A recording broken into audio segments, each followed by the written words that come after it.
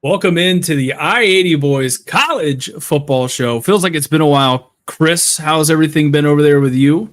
Man, it's been good, Christian. Not bad, man. I can't complain, but how about yourself, Christian? And I know we're getting close to college football kicking off here in a couple of weeks, my man. And I can't complain. You know, obviously, probably like a lot of people, I was really excited for the college football game to finally drop. It dropped.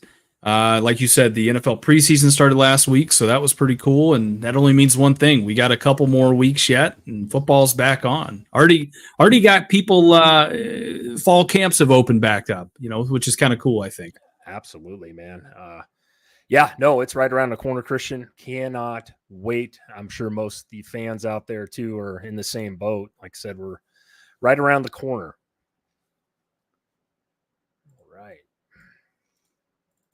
Right around the corner. Well, Chris, we'll go ahead and get started just with some general news that has kind of happened, as it were. This pulled up here. We're still waiting for some people to kind of jump in and join, so no big deal. It's here. So it looks like starting off, some pretty big news broke today. The Texas running back C.J. Baxter is out for the year. Chris, we were talking about this a little bit kind of before we got on. Do you think this affects Texas's chance? Does this change any of the outlooks for Texas this year at all? I think maybe a little bit. This guy was a Doak Walker. He was talked about this year, maybe possibly winning that, best running back of the year. I know he was on the Heisman big list as far as betting odds go. He was up there as far as running backs. I didn't watch a ton of him last year, but I know he's uber talented, and I think it's going to affect him a little bit. Anytime you lose a starter, I don't care whether it's the offensive line, a receiver, obviously a quarterback, most important position on the field, Christian. I'm sure there's going to be some detriment to that, but it is Texas though, Christian. We talked about it. They recruit really, really well.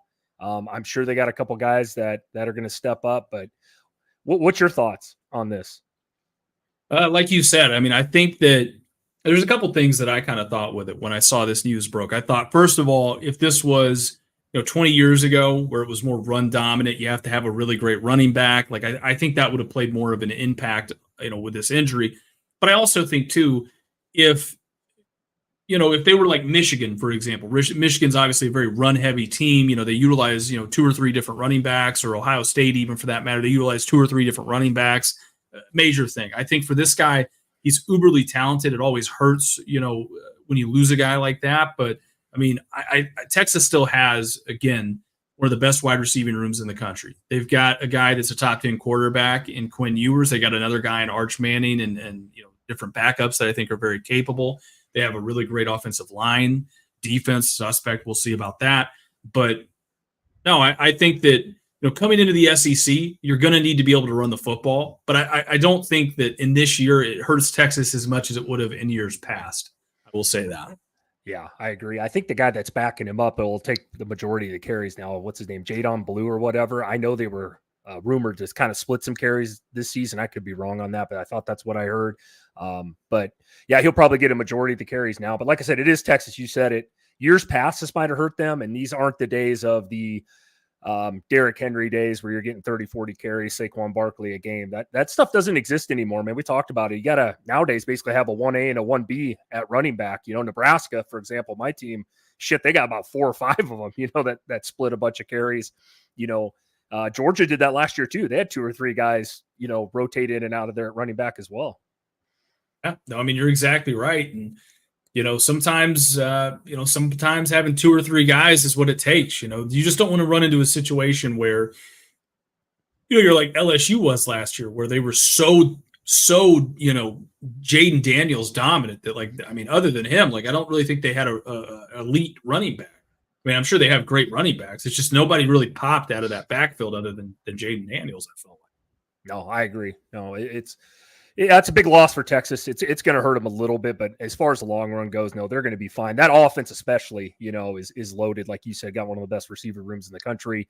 You got Quinn Ewers back at quarterback. The offensive line is really, really good too. They ran the ball extremely well last year as well. So, yeah, a little bit of a hitch there, but they'll be all right.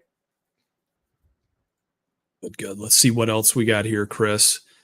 It looks like your team kind of took a blow, and we were talking about that. Teddy Prohaska, left tackle, has been at Nebraska for the last 4 years, I feel like, and out for the season. So, do you think that impacts? Obviously, I know it's kind of a unique question here, but do you think that impacts what Nebraska's doing this year?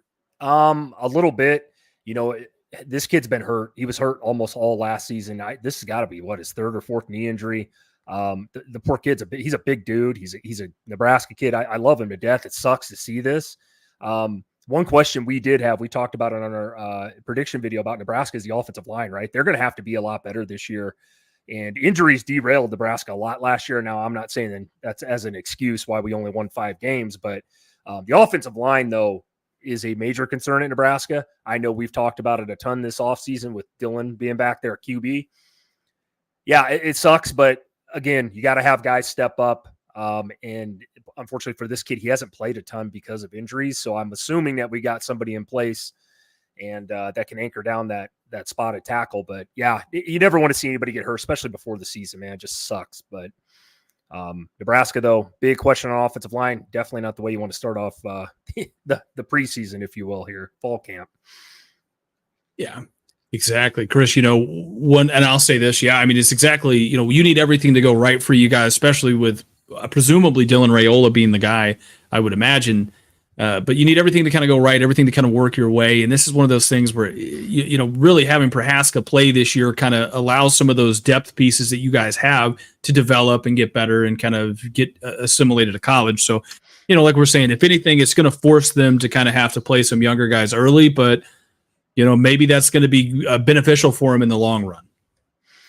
No, I agree. Like I said, we'll see what happens. But I never want to see that. Like I said, my heart kind of goes out to that kid because he had a terrible knee injury last year. I can't remember when he did get hurt. It was like second game of the year or something like that. And I know he had one the year prior as well. So kind of a problem. But we'll see what happens. Nebraska's got a few other concerns as well. But you never want to see one of your starting offensive linemen go down in the fall. 100%. Looking at some other things, Chris, did you see this? Pitbull is buying the naming rights for FIU. Really? Yeah, for their stadium. No shit, I did not know that. Interesting. Mr. Worldwide. Yeah, I guess he's just trying to get his name out there as much as he can. Hey. So just when you thought you forgot about Pitbull, huh? Yeah, I did not hear that. Interesting though.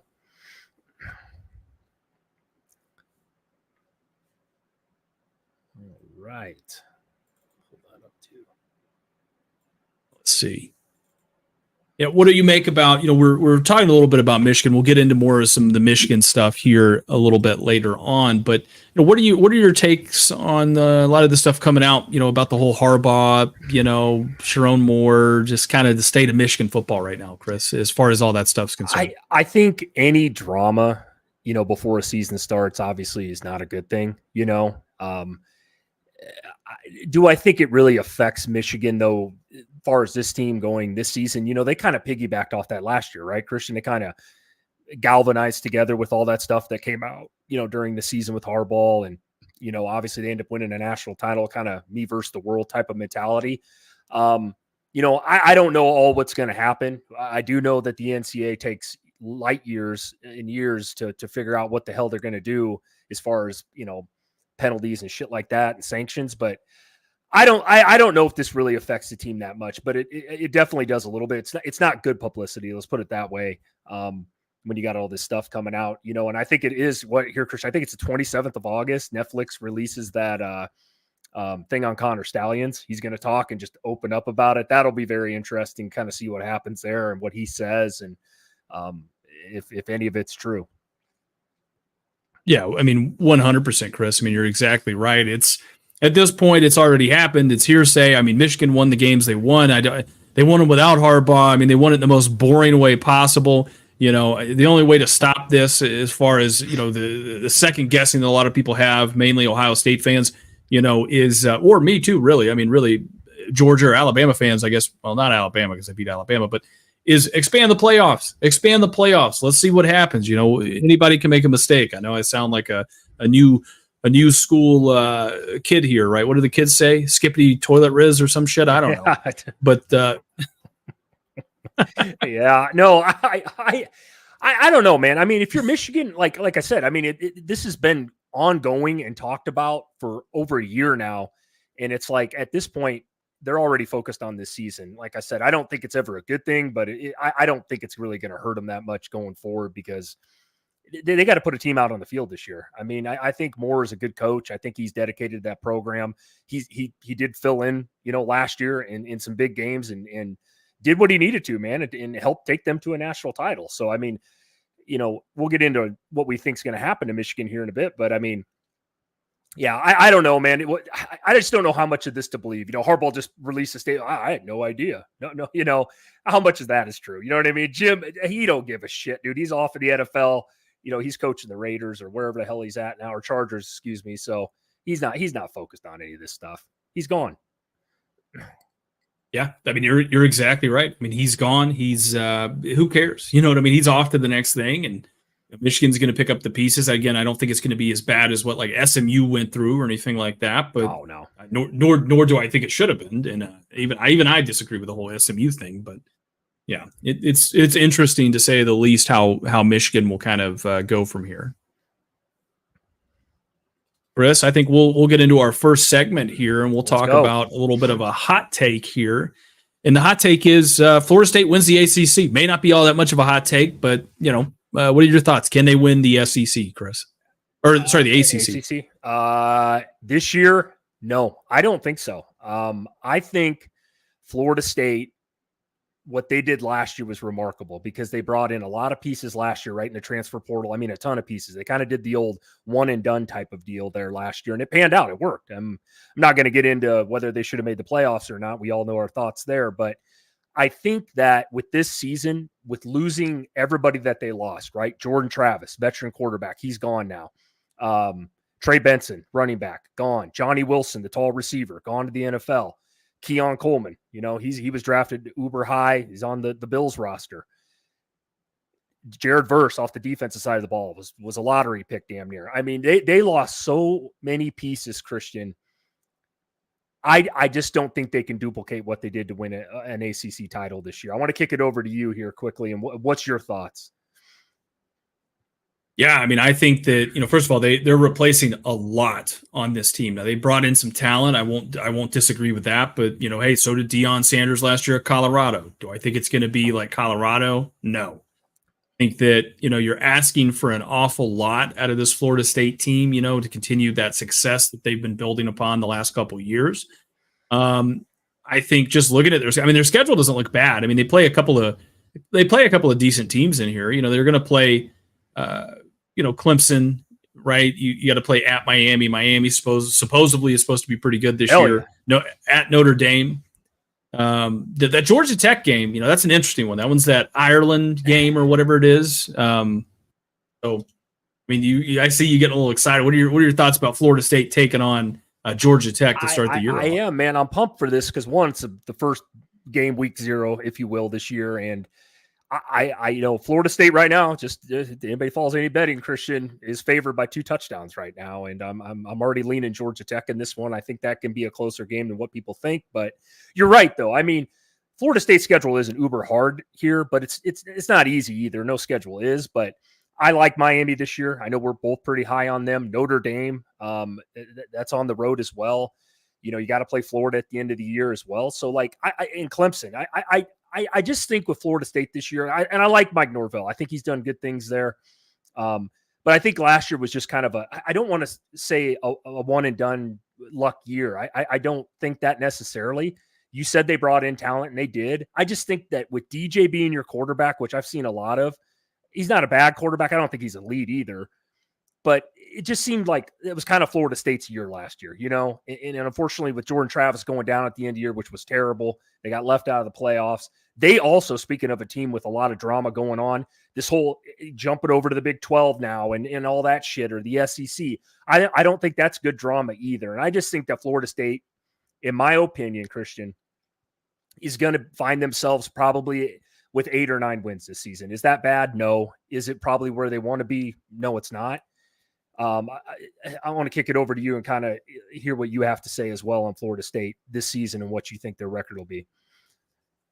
Yeah, I mean, we touched on this, a while back. I mean, I don't know. I think DJ Uiagalelei is, he's very capable as a quarterback, obviously. I think defensively, they're still going to be okay this year. I think they got enough back. They added enough pieces, and it'll be okay. I mean, looking at it, I mean, just off the top of the dome, I think Clemson's going to want some revenge this year. Miami's going to be pretty good, like we talked about. And then, Notre Dame. So you potentially, I mean, just based off what they've got, I mean, might go 9-3. You know what I mean? Hell, they could go 8-4. Wouldn't shock me. To win the ACC this year, though, I think that is kind of a little bit of a hot take, in my own opinion. I think realistically, they're probably going to finish 9-10 wins this year. Anything less than that, if you're a Florida State fan, is going to probably feel like you're regressing in a way, right? Yeah. No, I mean, you got to remember, they ran the table the regular season last year. ACC champion. That was a remarkable season, what they did last year. I just think that it's going to be really, really tough for Florida State to duplicate that again this year. And I think the ACC has gotten better. Forever it's been Clemson, right? Dabo won, 5-6 in a row there. And then last year, obviously, Florida State's back in the fold. But I think, you look at the schedule, Georgia Tech, like you said it, I don't think that game's going to be a push. I think that game's going to be really close. I just do. I really, truly believe that. I think people are sleeping on SMU this year. They're over in the ACC. They're not a bad team. Vegas has them penciled at 8 wins this year. The Clemson game, Miami, Notre Dame, both those last 2 games I just mentioned are on the road as well. So I just see it this year. I think Florida State will be a good team. I just don't think they'll be a great team. 100% agreed. Gator Swag jumping in there saying, happy to be back, y'all. Let's get this 2024 season going, ready for week 1 of the season. Yeah, I think at this point, I think we all are, Gator Swag. I think it's probably one of those situations where all offseason, I think we all deal with this, right? All offseason, all you do is talk about it and talk about it and talk about it. And then you get to a point where you're like, man, let's just go fucking play some football. Let's put some meaningful football up on the game or on the screen there. So, I mean, that's, I think, where I'm at. I know that's where you're at, and that's where Chris is at. So, absolutely. 100%, man. Like I said, we're right around the corner. Christian, I got a question for you. Yeah. While we're talking about the ACC, who's going to win the ACC title this year, in your opinion? If you had to put money down right now, today. Clemson. Oh, god damn, man. Okay. Damn.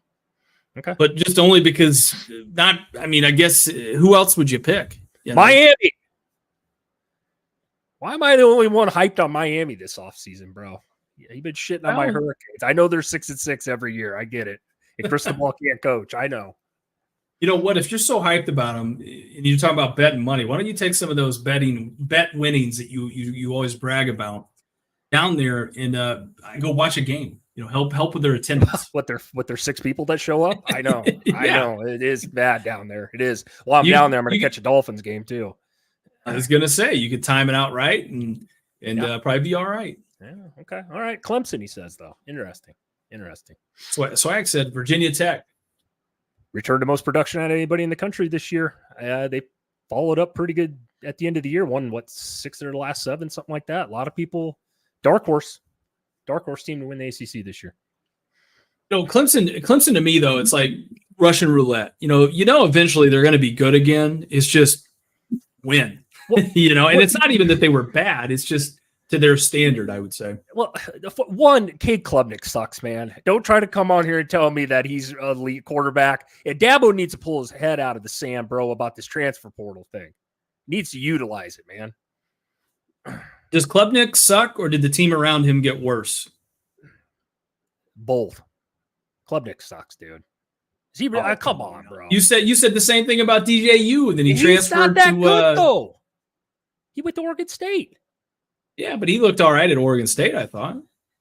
He didn't set the world on fire, but that's what I'm saying. But who did he throw to at Clemson? Who's Cade Klubnik got at Clemson? Well, he ain't making his receivers better because he keeps throwing it to the other team. Yeah, but they're not creating separation, though. God, this guy. Now this is going to be this Matt Stafford, JT Daniels, Cade Klubnik versus DJ Ukulele. And come on, man. Name me. Okay, name me. Let's do this. Just name me the receivers that have gotten drafted inside the first 3 rounds. Nobody can. Nobody can name a freaking receiver for Clemson because there ain't any. But you can't tell me Cade Klubnik, man, with that team they had last year, you had Will Shipley, you have Maffa.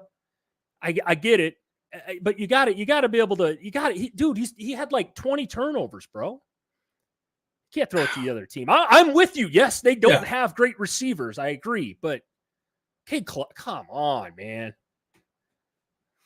This guy, you're dick. You said the same. Hey, you said the same thing last year though about a Wisconsin quarterback. You're like, no, he's going to be great. Tanner Mordecai, the next coming of Joe Burrow. I did not compare him to Joe Burrow. You might as well have, right? You said he's going to be the next JT Daniels. No, I didn't. He's better than JT Daniels, bro. JT Daniels on his 18th year with 7 teams now. He retired. He started coaching. Yeah, he never played a season anywhere. Oh, man went to Rice and said, "I'm out." Yeah, with the Rice of all places. Still stand by my statements. Oh my God, this guy, dude. We're gonna get into that about Cade Klubnik again. This is gonna be. I can't wait. Thank you, Tom Piper, for the love there and the support. That, Tom. Gators Wax says, "What's going to be the biggest upset in the SEC this year?" That's a fantastic question, Chris. Well, you got any thoughts on this off the dome?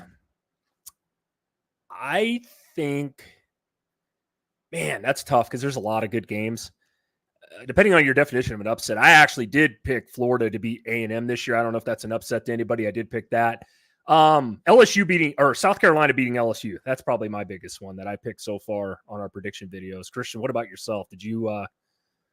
I can't remember if you went all out on somebody. Usually, you're pretty good at this. I mean, you did the whole Duke over Clemson last year, and you had multiple thousands of people come in and tell you that you were right after that game at 2 a.m. They definitely did. It was weird. But whatever, we can't all be savants. So, no, I'm trying to think like who was going to be the biggest upset, in the SEC, like between the SEC games. I'm just trying to like rack my brain about who even plays. I'm just kind of looking through the schedule here. Yeah, mine, I know that I picked so far is definitely South Carolina over LSU because I'm not very high on LSU this year. I did take that one. Did either of us pick Arkansas to beat anybody of note? Probably not. I don't think so. No, really don't. I know I had Florida over an A&M. Here's an interesting one. What about like maybe Auburn over Oklahoma? I forgot about OU being in there. It could happen, man. We and you. I don't remember. I'm not speaking for you right now, but I know I took Oklahoma to go 6-6. I caught a lot of shit for it. I think you said 7-5 or something like that. Yeah. I don't think OU is going to have. Their schedule's really tough too. I'm just Auburn, man. If anybody but Peyton Thorne back there, you're going to come on here. Don't tell me Peyton Thorne is the next coming of Jesus Christ either, Christian. No, I'm not. Okay, all right. I was going to say we're going to have to have a talk about that. Gator Swag says Florida over Ole Miss in the swamp after Georgia for Ole Miss. You may not want to go watch our Florida prediction video. Yeah. Haven't seen it already. We were not kind to Florida, but I think that's okay. Like I said, could Florida upset Ole Miss in the swamp? It's possible. Very possible. I think the biggest thing for me for Florida is, like I said, Graham Mertz did prove a lot to me last year. If he struggles, DJ Lagway, I think, could come in and produce. I feel confident that Florida is going to have an offense, like a very capable offense this year. To me, it's just the defense. You know what I mean? It's like, is the defense going to take enough steps forward in that Austin Armstrong, year 2, with as much as you guys lost? Because as I remember, you guys lost your starting middle linebacker and then your edge rusher, Princely. I'm not even going to try to say his last name. But, you guys lost 2 major pieces from that defense. And I think the secondary does return some production, but, they looked pretty lost. Yeah, waiting to see the defense first. So, and that, to me, that's the big thing. You know what I mean? Like, Florida, to me, here's what I'll say. Like, I pick them to go, 3-9, which probably in hindsight, I think they'll probably win 5 games or so this year, 4 or 5 games, maybe push that limit. I think Florida could probably clip somebody in the swamp. You know what I mean? That they're probably not supposed to.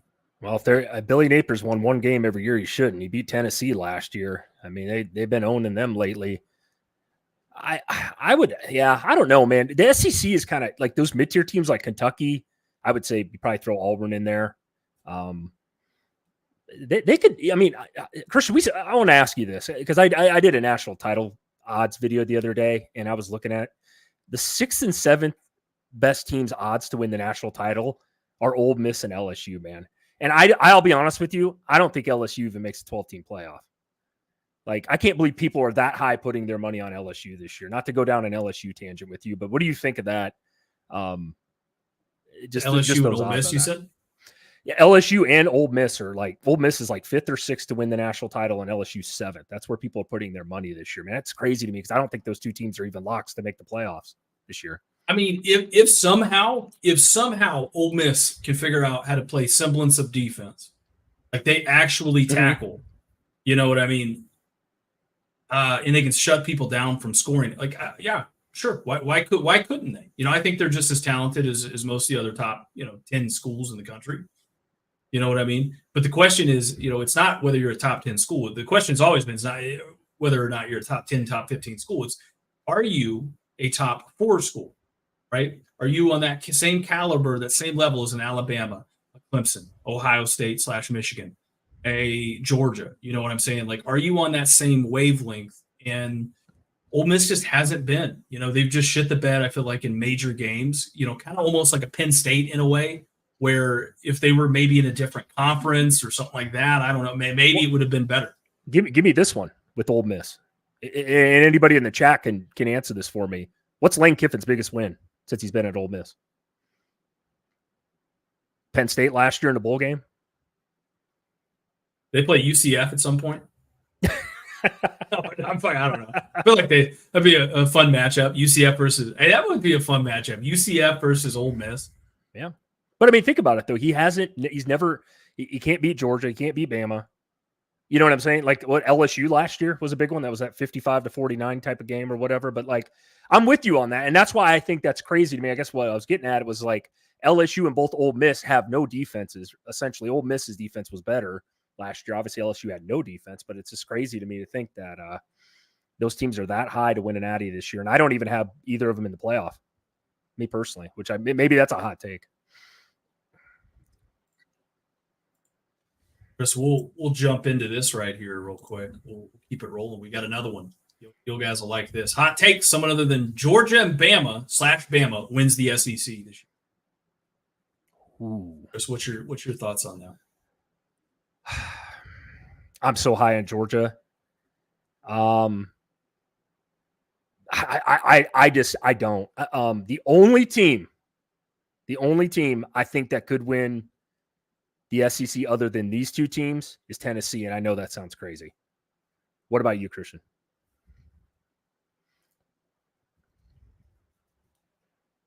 Yeah, I mean, I would say depending, right? I would say depending now that we've gone away from the conference, or sorry, the divisions, and it's just a straight conference just across the board. I mean, so access Texas. Texas could have a shot. You know what I mean? Honestly, I mean, Texas could have a shot at this. Again, the question with Texas to me is the same as a lot of these SEC schools, and that is we're probably going to do a whole video on this. How the SEC is drastically changing in front of our eyes, where there's a lot of offensive-minded coaches that are coming in, and I feel like the defense is regressing, which is what the SEC was known for years and years and years, is their defense, just the physicality. And now it seems like we're getting more, I mean, you think about Bama's been taken over by Washington. They got out-physicaled by Michigan. You know what I mean? It wasn't particularly close, I don't think. Ole Miss, you know what they are. Tennessee, you know what they are. LSU, you know what they are. And Oklahoma, you know what they're. The list goes on and on and on. And to me, the biggest question for Texas is the biggest question for a lot of these teams is can they play defense? You know what I mean? Week in and week out. Like, there's several schools that could potentially make a run at this. Texas, Ole Miss, like you said. I think Kentucky's not quite there yet. Kentucky might have a good year where they're going to beat somebody they maybe shouldn't, do something they probably shouldn't, but I don't think they're quite there yet. Tennessee's got a good shot at it. There you go. But yeah, I don't know about, I mean, just looking at this, I mean, you just start going down the list of this, like we'll scroll back up. Missouri. Did we say Missouri? No, I didn't, but they're a team I wanted to talk about real quick, if you don't mind if I interject. Mizzou has probably one of the easiest schedules like they did last year. I got them going 10-2. If they could beat somebody like somebody alluded to in the comments, maybe over Bama or something like that, because they got them on the schedule, man, they could sneak their way in there with that easy schedule. But like you said, they're more of an offensive-minded team, right? Brady Cook, Luther Burden III, those guys. If they could play a little defense, man. But that would really take for me, though, on the flip side, though, Christian, before I kick it over to you, that would take for Bama not to be that great, and would also be Georgia to have to slip up, right? Yeah, I mean, no, you're absolutely right. I mean, and that could happen. That could absolutely happen for Missouri to kind of get in there and to do what they need to do. And I mean, it could happen. The same way. To me, I give Missouri the same shot at winning the SEC as they do at regressing this year. You know what I mean? Because right now there's a lot of expectations at Missouri, and I just don't know if I just don't know if they're going to be able to lead up to those expectations. Yeah, I know you're not as high on Mizzou as I am. I wanted to pull this up here real quick and take a look at this while we got this up here. I think it's just kind of interesting. Give me a second here, Christian. But as far as like odds go, which usually they're pretty close on this, obviously Georgia's, number one to win the SEC as far as the betting public goes. Texas is number 2, Bama at 3. Ole Miss at 4, then you got LSU, A&M, and then Tennessee is way at 6 or 7, which actually surprises the shit out of me. And Missouri's 8th. So, yeah, I mean, there's a lot of good teams in the SEC, but like you said, very offensive driven right now with the coaches they got in place, other than probably Kirby Smart and maybe Stoops at Kentucky. So, 100%. John Rice says, yeah, in suspensions and numbers of ways to cheat. I'm assuming he's talking about can Michigan be dominant, which is something we're going to get to here in just a minute.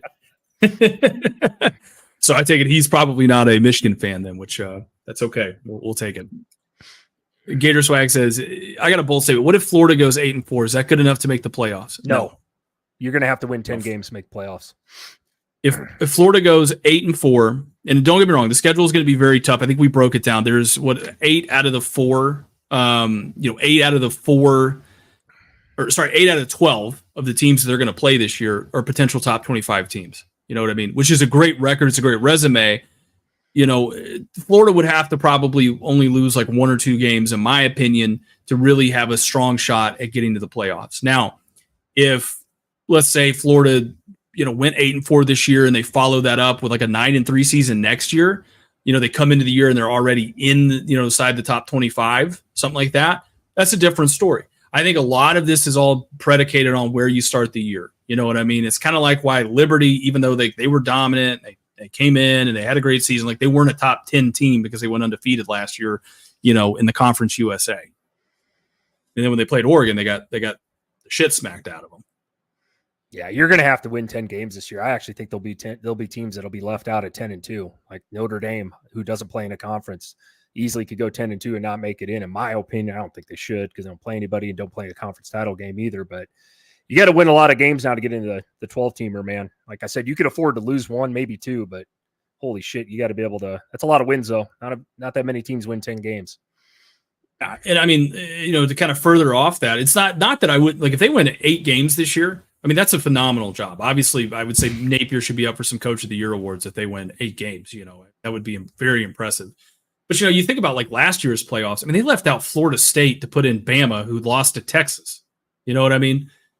And so it's like the criteria that they have for the selection is not consistent. It's not, there's no rhyme. There's no reason to it. It doesn't really make sense. And so it's, it's whatever they want. And if your team, what is it? They could say the Bama bias, if you will, right? The Bama bias is probably a real thing. Like, I think that there is bias towards certain teams, and it really, I think, helps if, you've been really, really good, really dominant for a long period of time.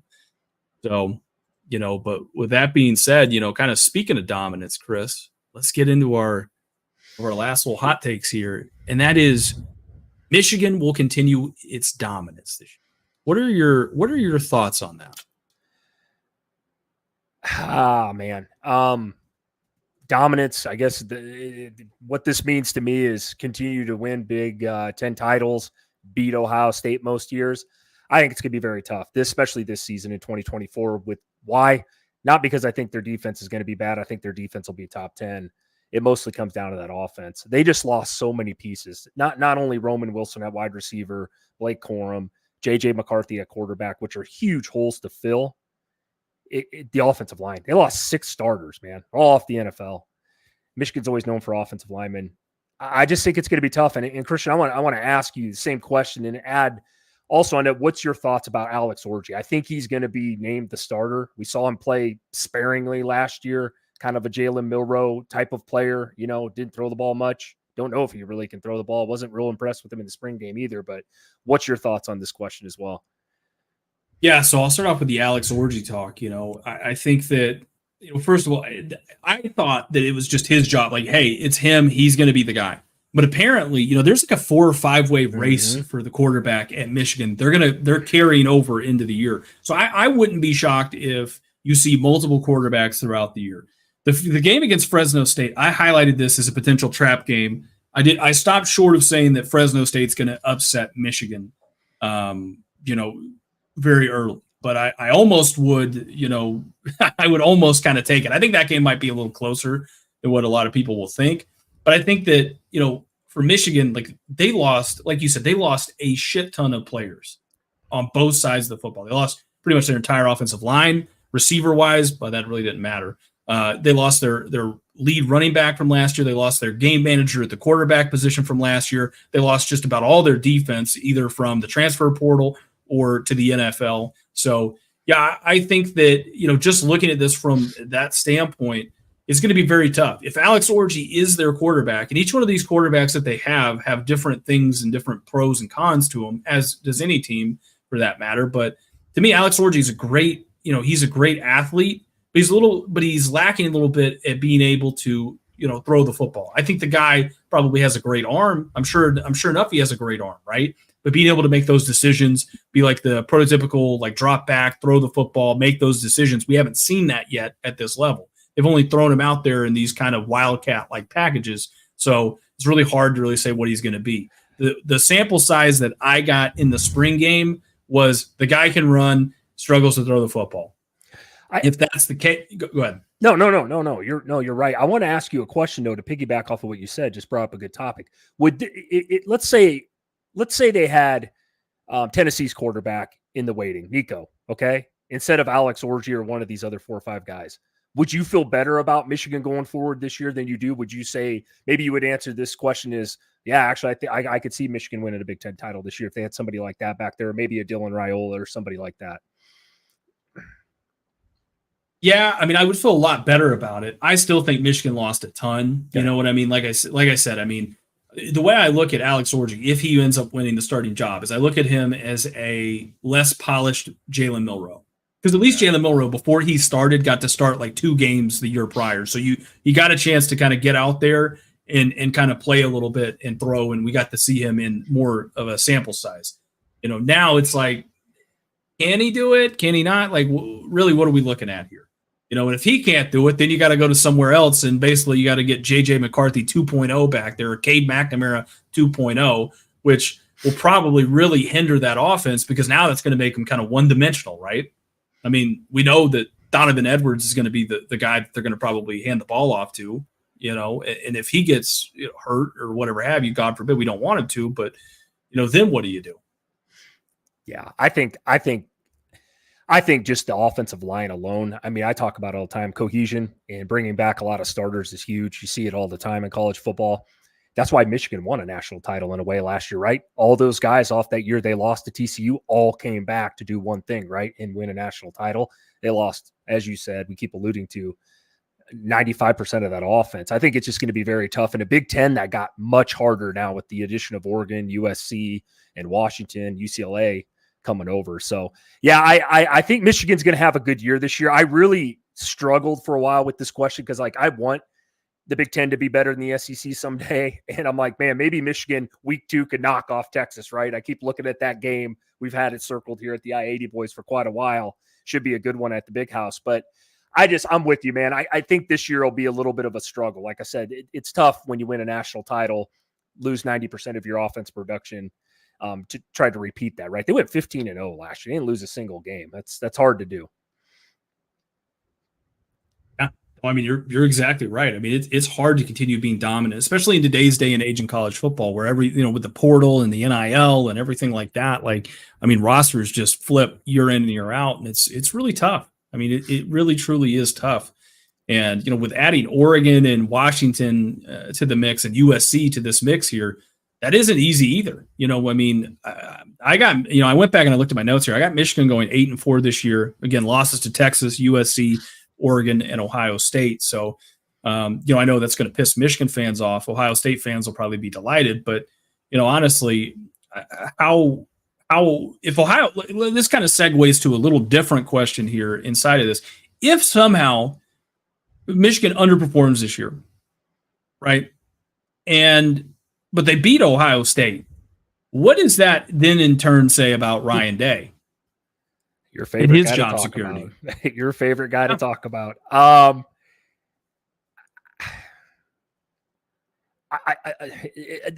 That weighs both ways here. You know why? Because let's say that's the only game Ohio State loses and they beat Oregon. They're still getting into the playoffs.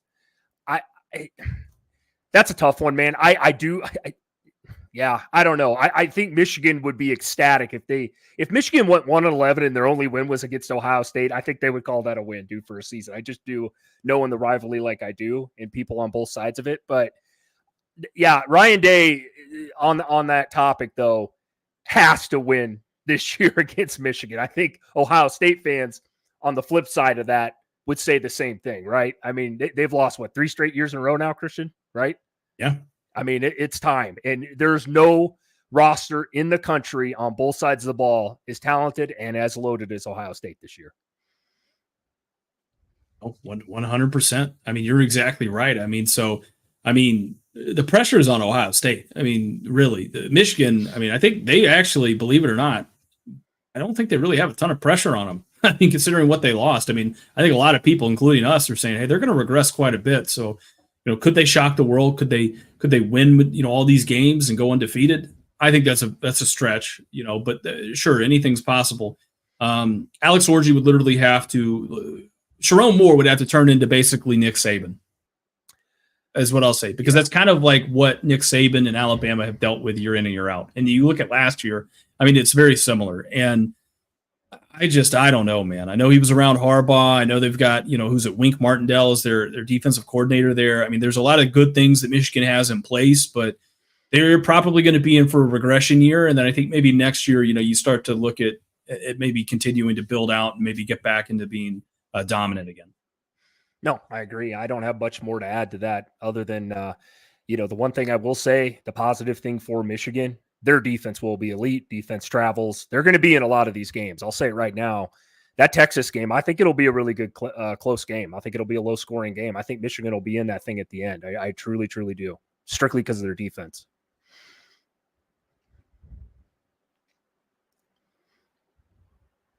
Chris, we've reached that part of the show where we do a 2-minute drill, just kind of like a little cool down here a little bit. Be sure to comment. Let us know exactly what you guys want to talk about here. We'll kind of look back at some of the comments we've got. I have a feeling DJ Lagway is going to help Florida win games this year and more than most people think. Yeah, I could see that. I mean, I think we touched on that, and that's, they need to get him in the game. I'm going to put it that way. Rarely do I say, hey, like a true freshman needs to be playing or a rookie quarterback in the NFL needs to jump in and play. I think for Lagway, he's going to be the guy going into next year. So it only would make sense to get him some reps in games, as much as possible. And, do I think that he needs to be playing necessarily like, unless Graham Mertz is hurt or he shits the bed, like right off the rip?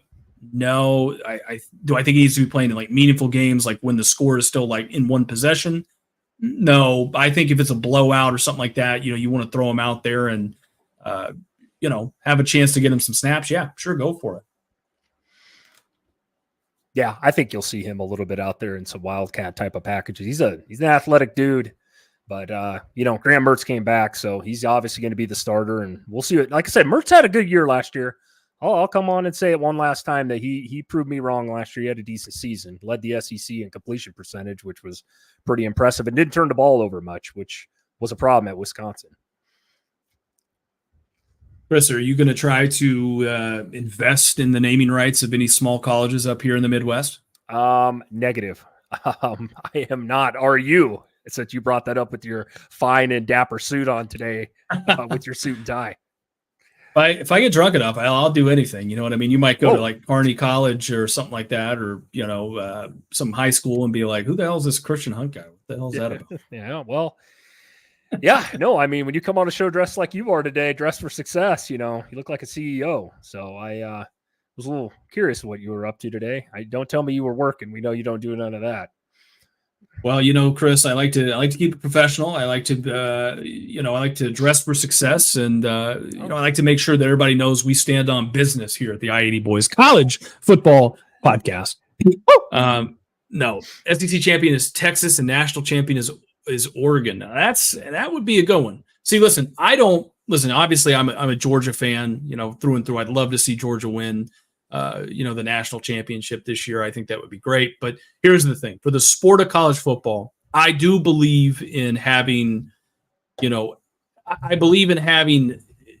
be truly anybody's guess. It's like NCAA basketball. What makes NCAA basketball so great is you have no fucking idea who's going to win the national championship year in and year out. You really don't. Even the dominant teams that you think, hey, that's going to be the one, they don't end up winning. Yeah, I like Oregon this year a lot. I've come on in here and said it. I think they're going to be in the Final Four at the end of the year. I do not have Texas going that far. I know Christian's a little higher on Texas than I am, but yeah, I don't know, man. Oregon should be good, man. Dan Lanning's building an SEC school or SEC program over in the Big Ten, dude. That's what he's doing over there, and he's going to have to win a big game this year, though. He's got one big one, Ohio State. They get him at home, though. Oregon should be pretty good, though. We talked about talented rosters. They're right up there with Ohio State this season. Their defense should be loaded as well. So Oregon's got just as good a chance as anybody. 100%. 100%. I agree. I think Oregon is, want to see if they can be a little more physical, this year. And Dylan Gabriel's been around college football forever. So I'm not even going to, what is it? Another year, another team, another system. Yeah. No, he's like I said, he's my Heisman. He's actually the Heisman front runner right now. So he's going to put up big numbers. We know that. Well, Chris, I think we've reached that point of the show where we're about 50 minutes into the stream here. I think this was a good first show back. We got a lot of guys back. Again, we're going to be going live every Wednesday and Saturday. From here on out, it looks like probably going to do a Sunday, just quick recap show, as well once the season kicks off. So, yeah, but we're going to be back on Saturday, if I'm not mistaken, around probably 10:30 or so. We'll sit down, we'll hash it out 10:30, 11, somewhere in there. So, but yeah, we're excited to be back, guys. We can't wait for college football to start. Even watching our rival Georgia Tech take on Florida State. Now that is a game where I hope they both lose somehow. Both get lost somewhere over there in Dublin. I don't really give a shit. No, like I said, no, it's right around the corner. I appreciate some of you guys that showed up tonight. Yeah, if you're not, please like this, comment, subscribe, do what you got to do. We got to say that every show, I swear. But no, we appreciate it. Other than that, Christian, anything else you want to add, man? And that should be it. Swag, Tom, guys, we appreciate all the support. Like I said, this is going to be a great college football year. And, hey, man, everybody's 0-0 right now, so let's get after it.